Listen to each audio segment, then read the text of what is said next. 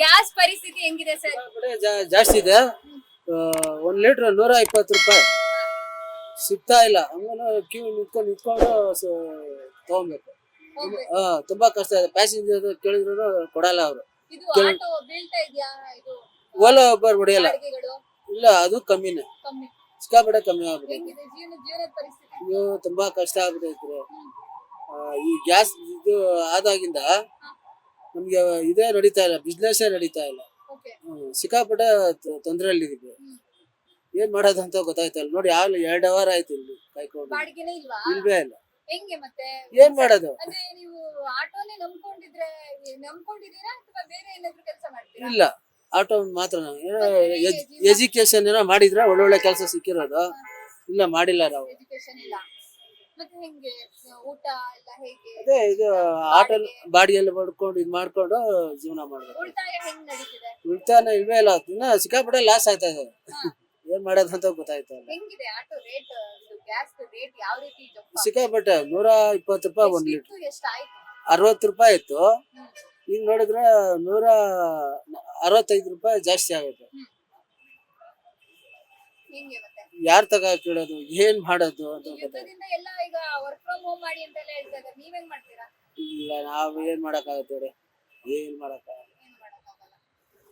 ಜೀವನದ ಕತೆ? ಅದೇ ಪ್ಯಾಸೆಂಜರ್ ಏನೋ ಸ್ವಲ್ಪ ಈ ತರ ಹೇಳಿದ್ರೆ ಒಂದ್ ಸ್ವಲ್ಪ 10-20 ಜಾಸ್ತಿ ಕೊಡ್ತಾರೆ. ಕೆಲವು ಜನ ಕೊಡ್ತಾರೆ, ಕೆಲವು ಜನ ಕೊಡಲ್ಲ.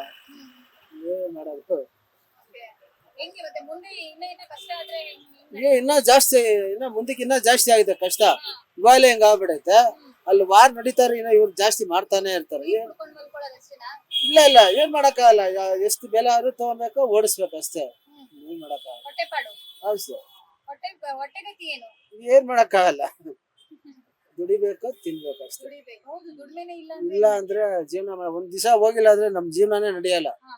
ಏನ್ ಮಾಡೋದು? ಇಲ್ವೇ ಇಲ್ಲ. ಹೌದು, ಅಷ್ಟೇ. ಇಲ್ಲ ಸರ್, ಅಲ್ಲ ಹೊಸ ಗಾಡಿ 4 ಲಕ್ಷ. ಅಲ್ಲ ಸರ್, ಹೊಸದಾಗಿ ಗಾಡಿ ಹಾಕೋರಿಗೆ ನೀವು ಹಾಕ್ಲೇಬೇಡಿ ಅಂತ ಹೇಳ್ತೀರಾ? ಯಾಕಂದ್ರೆ ಇರೋರೇ ನೊಣ ಹೊಡಿತಾ ಇರ್ಬೇಕಾದ್ರೆ ಹೊಸದಾಗಿ ಗಾಡಿ. ಹೌದು, ನನಗಿದ ಸಾಕು. ಇದನ್ನ ರೆಡಿ ಮಾಡ್ಕೊಂಡು ಇದ್ ಮಾಡ್ಬೇಕು. ರೆಡಿ ಮಾಡಕ್ಕೂ ದುಡ್ಡಿಲ್ಲ, ಅಷ್ಟು ಇದಾಗ್ಬಿಡೈತೆ. ಈಗ ಎಲೆಕ್ಟ್ರಿಕಲ್ ಇದೆಲ್ಲ ಬಂದಿದೆ. ಅದು 4 ಲಕ್ಷ. ಡೌನ್ ಪೇಮೆಂಟ್ 50,000 ಕೊಡ್ಬೇಕು. ತಿಂಗಳು 12,000 ಕಟ್ಬೇಕು. ತಿಂಗಳು ಕಟ್ಬೇಕು. ಆಗಲ್ಲ ರೀ.